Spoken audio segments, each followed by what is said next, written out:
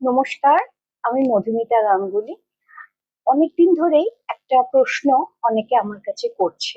আজকে চিন্তা করেছি সেই আপনাদের সমস্ত প্রশ্নের সমাধান করার চেষ্টা করব। দেখি কতটা পারি, চেষ্টা তো করি। আচ্ছা দেখুন, আপনারা অনেকেই আমাকে প্রশ্ন করেন, আচ্ছা ম্যাডাম, ভাগ্য আগে না কর্ম আগে? মানে আমরা কি আমাদের কর্মফল অনুযায়ী আমাদের ভাগ্য তৈরি হবে, না ভাগ্য অনুযায়ী কর্মফল তৈরি হবে? এটা একটা ভীষণ আলোচনার বিষয় এবং এটা নিয়ে প্রচুর ডিবেট তৈরি হয়, প্রচুর প্রশ্ন তৈরি হয়, প্রচুর উত্তর সবাই দেওয়ার চেষ্টা করে। এটা নিয়ে একটা উত্তর দিতে গেলে আপনাদের প্রথমেই আমি বলি, দেখুন কালপুরুষের যে রাশিচক্র, কেন আমরা কালপুরুষের রাশিচক্র সবসময় বলি, কারণ ওটাকেই আমরা আমাদের একটা মানে মেন রাশিচক্র হিসেবে ধরি। কারণ কালপুরুষের রাশিচক্রে আমাদের প্রথম 1 নম্বর ঘরেই আমাদের লগ্ন থাকে, মানে মেষ থেকে শুরু হয়।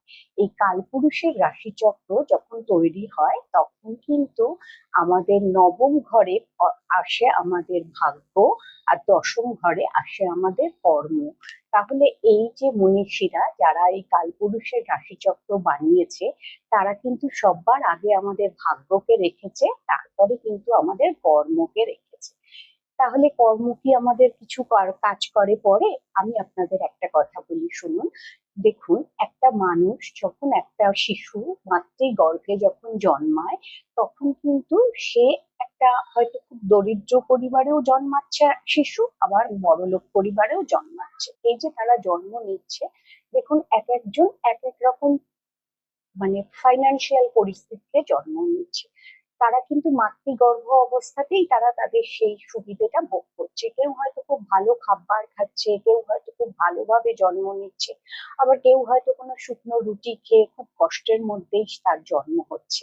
এই যে দেখুন, জন্ম যেরম ভাবেই হলো, তারপরে কিন্তু সেই শিশুটা ভাগ্য কিন্তু তারপরে এসে তার সাথে যোগ দিল।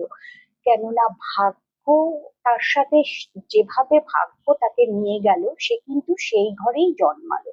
বা অনেক সময় দেখা যায় কোনো একটা খুব ধরুন গরিব ঘরের বাচ্চা, সে খুব কষ্টের মধ্যে ছিল, হয়তো তাকে তার মা হয়তো কোনো ফেলে দিয়ে চলে গেল, সে কিন্তু কোনো হয়তো বড়লোক কোনো কেউ হয়তো তাকে হয়তো আশ্রয় দিল, বা সে তার বাড়িতে তার স্থান হলো। এই যে এক একজনের এক এক রকম ভাবে ভাগ্য তৈরি হয়ে যাচ্ছে, এই ভাগ্য তো তখন যখন যা তৈরি হচ্ছে, তখন তো তার জীবনে কর্ম শুরু হয়নি না, সে তো কোনো কর্ম তখন করেনি।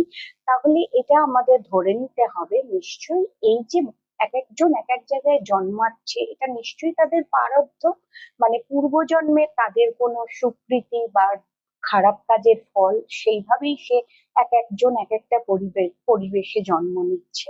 এবার এই জন্যই হয়তো ঋষি মুনিরা প্রথমে আগে রেখেছে ভাগ্য, নবম স্থানে রেখেছে ভাগ্য, এবং দশম স্থানে রেখেছে কর্ম।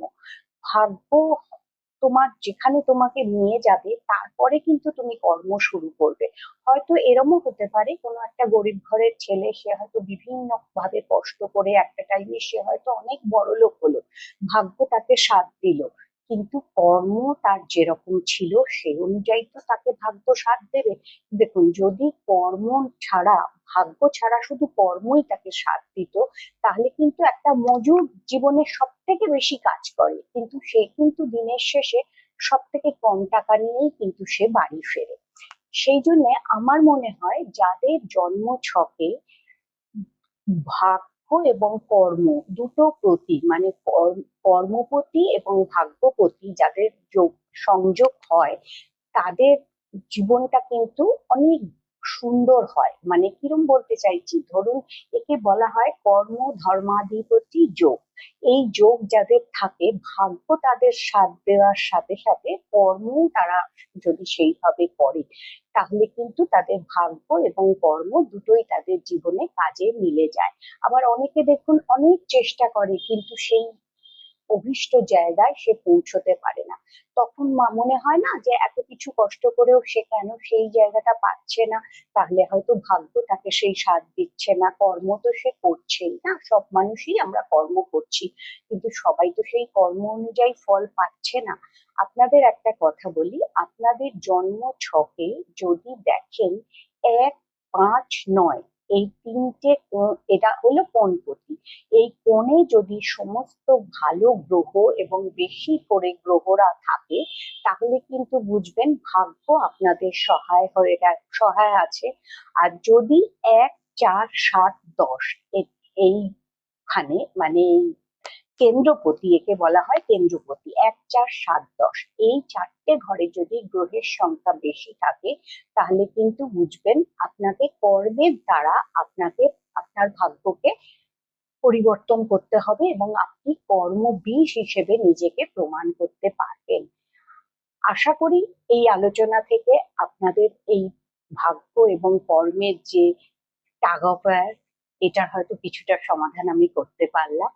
যদি ভালো লাগে, চ্যানেলটা লাইক করবেন, সাবস্ক্রাইব করবেন এবং বন্ধু বান্ধবের সাথে শেয়ার করবেন। আজকের মতো তাহলে এখানেই আসি। নমস্কার।